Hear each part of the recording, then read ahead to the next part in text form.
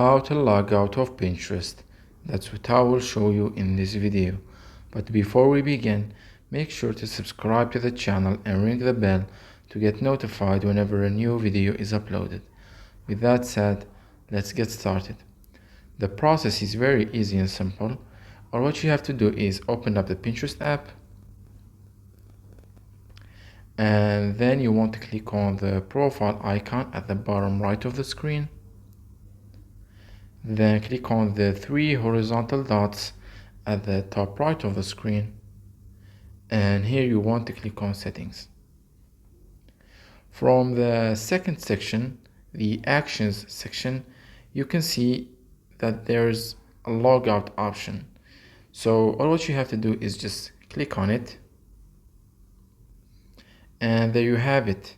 You just logged out of your Pinterest account. So that was it for this video.